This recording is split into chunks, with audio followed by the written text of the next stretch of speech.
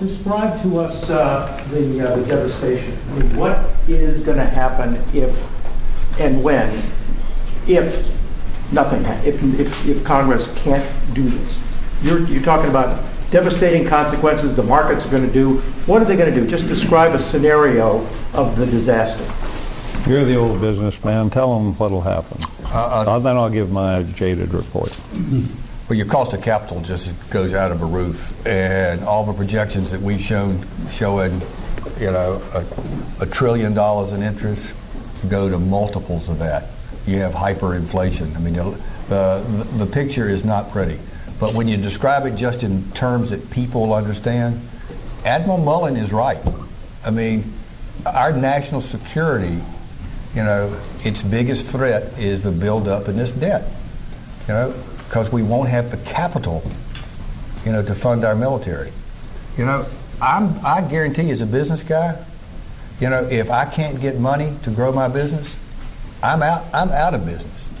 And so interest on the debt accounts for what then percentage of GDP that you can't use for other purposes? Well, interest on the debt today is about $200 billion. And just staying as is, doing nothing with very aggressive rates of interest. This is based on the economy growing at over 3.4%, which is faster than any 10-year period in the last 50 years. So it's not like it grows to $1 trillion in just 10 years. And that's keeping interest rates at a very modest level. You can just see what, 1 or 2 or 3 or 4 or 5% in interest cost does. And pretty soon you have no money left for anything else. And then you have to go through you think interest rates, your interest rates are going to rise to what? Are they going to rise to Carter levels? Or I don't know. Mort, I'd give you an answer. I don't know. You should talk to people in the markets, but you would, because I'm... No, wait a minute. If you're going to sell this plan, you've got to tell these... we will, but wait a minute, you've got to describe the disaster in vivid terms, or nobody's going to do it. I mean, to say unsustainable and all these things which we've been hearing for years, I don't think brings to people's attention how bad it's going to be. It won't. It never will. Never has. I've been around here 32 years one way or another, never been a lobbyist. Let me tell you, it won't be the old slippery slope crap that we read about. It'll be very swift. It'll be very swift and very dramatic, like in Greece or Ireland or Portugal or Spain or wherever. And the difference is that this isn't like it was in my day or 3 years ago. This is a global thing. There's puzzlement going on. There's currency manipulation. There's fun and games for the big boys and the little guys. Bonds going sky high. I don't know where this is going, but I tell you, it won't take long. It won't be a year to prepare to, it'll be like that. People say, well, what would happen, gosh, if the Chinese started selling our debt? Stop and think if they just stopped buying it. 50% of the debt that we sell today is being sold to foreign countries. That's a big change from previous times. Half of that is being sold to the Chinese. They're going from an export economy to a consumption economy. They're not going to have the need for our capital. Why haven't the markets reacted at all to any of this, given that this is all... Because we're the best looking horse in the glue factory right now. And yeah, I never heard you use that. It's rubbing off, isn't it? Yeah. Best looking horse in the glue factory. We got about 2 minutes left. With the interview. Steve? Hey, Scott, thanks for the half hour of your show. Really appreciate it. You bet. I am here with an all-star, I'm calling it all-star trifecta. We have Senator Errol1 Simpson, we have Erskine Bowles, and Lloyd Blankfein of Goldman Sachs. We're going to talk deficit. We're going to go inside Washington and inside Wall Street for just about as long as they're willing to stay. Gentlemen, thanks for joining us. Thank you. Pleasure. Erskine, I want to start with you. You made a comment before we came on that said they didn't talk about the fiscal cliff or Social Security in the presidential debate. What does that tell you about the state of discussion about the issue of the deficit and the entitlement problems in this country? People are never going to understand how critical this particular time in history is. We have $7.7 trillion worth of economic events that are going to hit America in the gut in December. And in Washington, they're doing nothing about it. Nothing about it. We should be asking these guys running for president and every guy running for Congress, what are you going to do? What kind of steps you're going to take? You know, if we do nothing, next year you'll have the rate of growth slow to somewhere but like 3 to 5%. You'll have unemployment go up another 2% to around above 9%, and 2 million more people will lose their jobs. And we're doing nothing about it. I can't imagine it happening to Goldman Sachs. When you look at the horizon, what's coming, view of the economy, how serious is the fiscal cliff, and how seriously do you hear Washington taking the issue?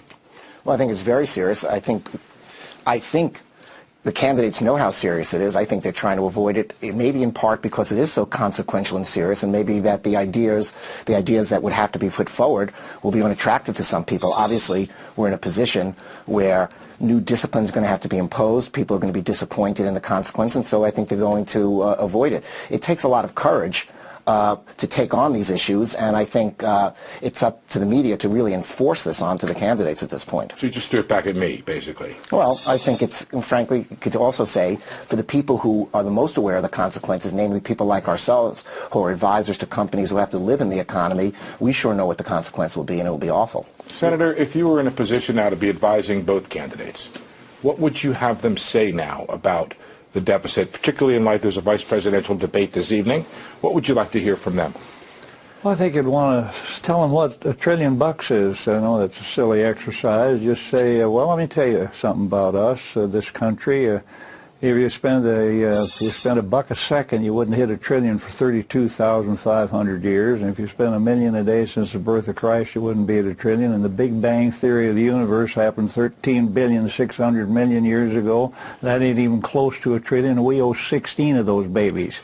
So start thinking, and then you're going to borrow $3,600,000,000 a day, every day. You're going to do that today, tomorrow. Every buck you spend, you borrow 41 cents. And I would say, well, one of you let a peep out of yourself of what you're going to do about that and to restore the solvency of Social Security without letting the AARP tear your leg off or Grover Norquist on the other side rip the other leg. I want to stick with you, Senator. Is your criticism equal for both parties? Is one of them worse? No, you bet. They're both in this. They worship the god of re-election. They're figuring all that and how to duck every hot issue before November 6th, and then Erskine says the whirlpool of $7 trillion going to hit us like a rainstorm. You know what I'd say here, the fiscal cliff is obviously an important issue, and if we don't get through this moment, you know, there's going to be just a lot, it'd be horrible, and what else I'm going to say may not even matter in the long run. But assuming we get through the fiscal cliff, we have to get our budget on a sustainable path where it's predictable. In other words, we may get through the fiscal cliff by deferring it, or by having something where in the long run it's not sustainable because our budget deficit will keep growing wider and wider, in which case the people who have to make decisions won't regard it as a real long-term solution. What we really need to do is fix the economy of the United States on a sustainable basis so there's some predictability, so people don't stand on the sidelines, and so they go and invest, and so jobs get created, and other people come. Let me stop you right there. Yeah, sure. Are you hearing from clients when you look at what's happening right now in the economy, in the book of business that you guys see every day? Are people standing on the sidelines? Is it something that's affecting the economy right now? Oh, absolutely. The fiscal cliff specifically is one of the major ways in which the slow recovery that we have could be completely derailed. You know, hard landing in China, euro collapsing, problems in the Middle East, and fiscal cliff is probably paramount in that area. We just met with a dozen of the largest high-tech company CEOs in the country 2 days ago. And they said, look, not only are they hoarding cash, but all of their customers, all of their suppliers are, because they are scared to death that we're going to go over this cliff and it could be a catastrophe afterwards. Let me just stick with you, Erskine. The Simpson-Bowles is not in and of itself going to solve the fiscal cliff problem. That is not the solution. If they enacted, I mean, they can't enact Simpson-Bowles tomorrow, could they? Well, let me just tell you what the fiscal cliff is. It's the expiration of the Bush tax cuts. It's the expiration of the payroll tax.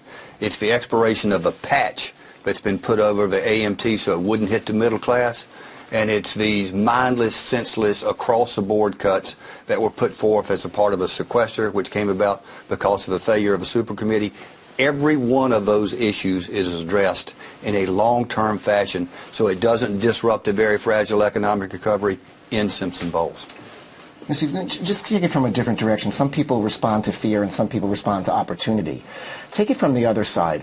What if we came up with a situation tomorrow, you opened up the newspaper, and there was some conciliation, there was some agreement. It may not be everything that one side would want, somewhere in the middle, maybe even closer to the extreme that you didn't like.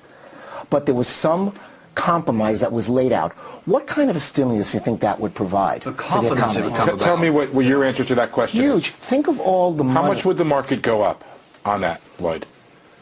I can't, the market is a separate person. I'd be a buyer of the market. At Goldman Sachs would invest, we're not only advisors to companies, we're a company ourselves. We would be assuming that our business would grow, that companies would be making more acquisitions, making more investments, that we would be doing more financings, and we would have to get the people on board to make sure that we were able to provide those advice and those services.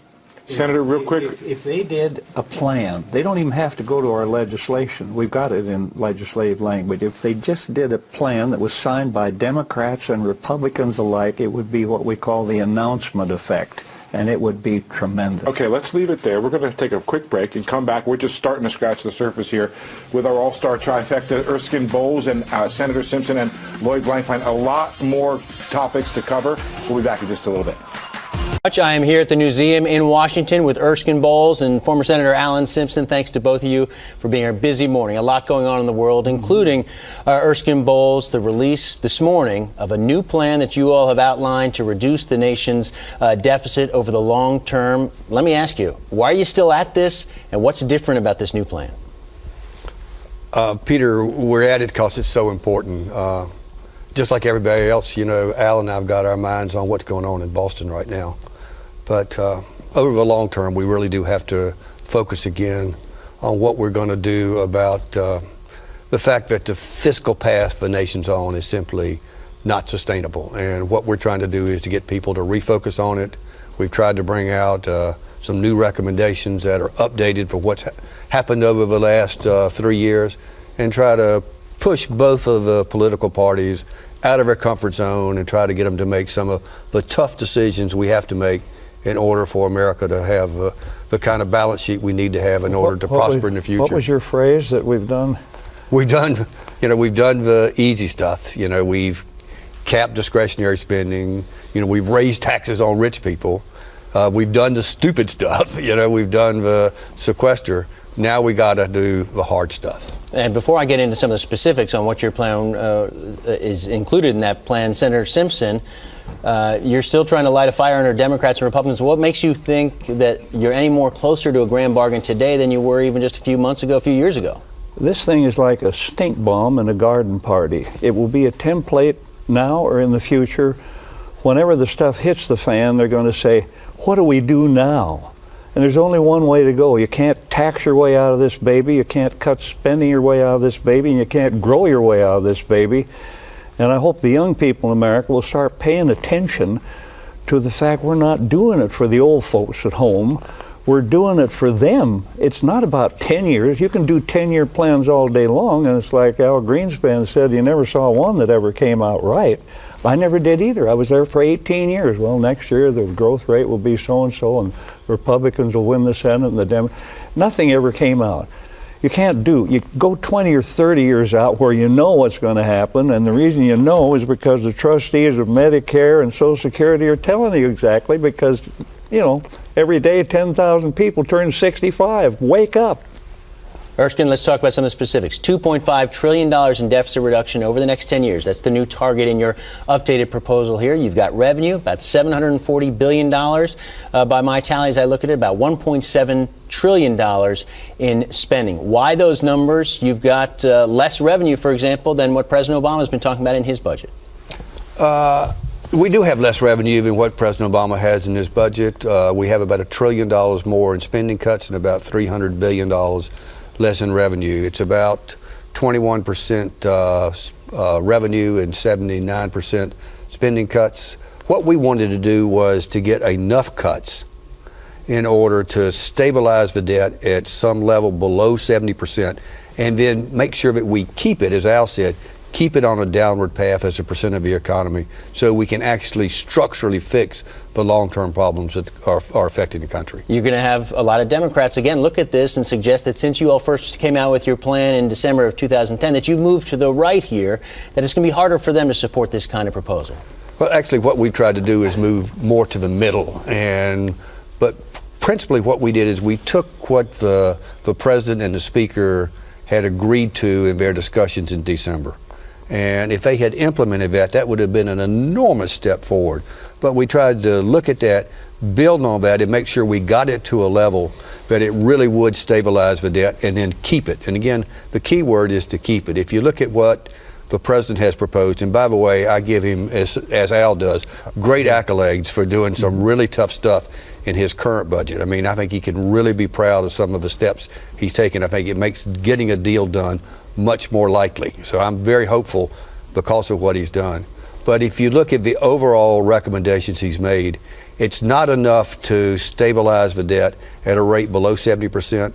It does stabilize the debt at around 73%, but the big problem is it doesn't stay there. It begins to rise again in the out years, and the problems come back. What we want to do is really solve the problem. And we've been savage from the beginning. There isn't anything new to us. When we turned this baby in December of 2010, read the report. It said, we will be savaged by every interest group in America, and boy, oh boy, it's been fun. If there's anybody we haven't done it to before, please let us know so that we can contact They might that let group. you know after this. And then we can give them the order of the green weenie too.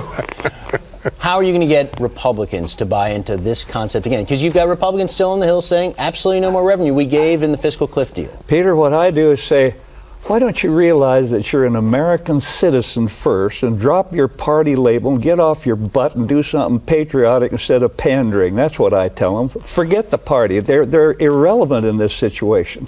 Unless you're an American citizen doing something for your country, not figuring out how you can get reelected, how you can protect your party, how the right on your party is giving you the business and the left on your party is giving it. Forget it. Get in the game. Be an American. Be a citizen. Yeah, I think there are things that both Republicans and Democrats will find they like in this plan.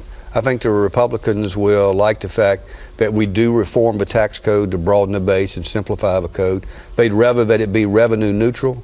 But again, if you look at the available capital, we're only taking about 5% of the available capital and putting it in deficit reduction. I think the second thing they'll like is when they look at the fact that we've looked at Medicare and we've made the tough decisions. We've mean tested it. You call for raising the eligibility age. We have cost sharing in there. We do raise the eligibility age. But when you look at what we did there, I think the Democrats will like the fact that we do have revenue. And secondly, in each one of those things I just named, we have put in the appropriate safeguards for low-income protections to protect the truly vulnerable. And I think the Democrats will find that is something they really think is good. And again, what we try to do is to do it smart. And Senator Simpson, how much time are we talking about here for Congress and administration to reach a deal? Because we've been talking about this for a long time. Doesn't seem to be anything that actually pushes them to the point to cut that grand bargain that you all have been pursuing. Why do you think this is still a possibility now when it seems like we still have gridlock on the budget? I have no idea when it will happen. I made the beautiful babble once that it would be a couple of years before the tipping point came. Dick Durbin kept asking, where's the tipping point? All I can tell you is that we owe somebody out there about 16.7 trillion bucks, which will be 20 trillion bucks in 10 years, and those little somebodies are going to say someday, I'm going to not give the date anymore, are going to say, we know one thing, you're addicted to debt, and your Congress is dysfunctional, and we love you, but we want more money for our money, and interest rates will go up, and inflation will kick in, and the guy that gets the order of the green weenie is the little guy. What a fakery you're doing. Everybody talks about the little guy, the most vulnerable. Who the hell do you think gets clobbered when inflation goes up and interest rates go up? Guy's trying to take his kid to community college and he was borrowing at 2% and now it goes to 6%. And the guy that gets it, because the money guys will always take care of themselves.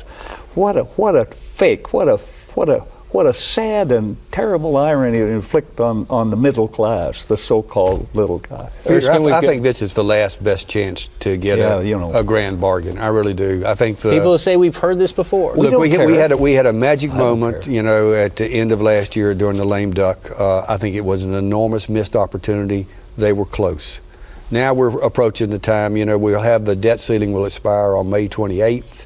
I think Jack Lew will be able to extend the debt ceiling and keep us out of default by taking some extraordinary measures probably to the end of July.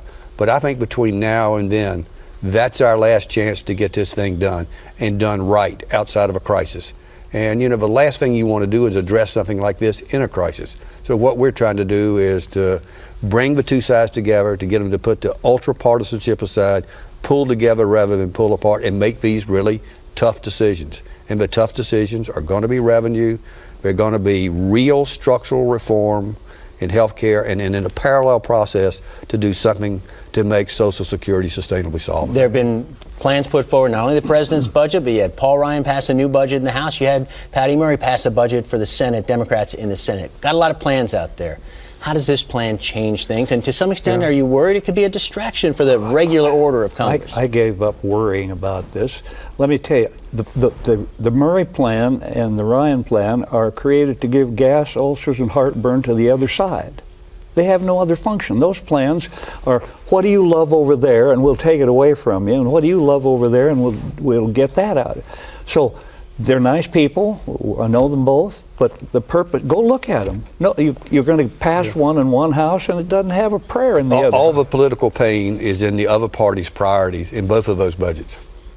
And we're trying to thread through the middle somehow like a meandering monad in the midst of the great green grass. I do think the president's budget really puts forward some real seeds of hope that we can get something done. It's got the change CPI in there, which is a more accurate gauge of inflation, but the big part about it is it will take a big step forward in making Social Security sustainably solvent. It's got about $400 billion of Medicare cuts, but the big news is some of those cuts are on the beneficiary side, which you don't ever see from Democrats. And lastly, he does reform a corporate tax rate. So again, those will help us get a deal done. All right, Erskine-Bowles, Alan Simpson, thanks to both of you. You're going to be here at the museum to present this plan in more detail here, Betty, over the next hour or so. But we're going to send it back to you in New York, and obviously a very busy news morning. And our thanks to Erskine-Bowles and Alan Simpson.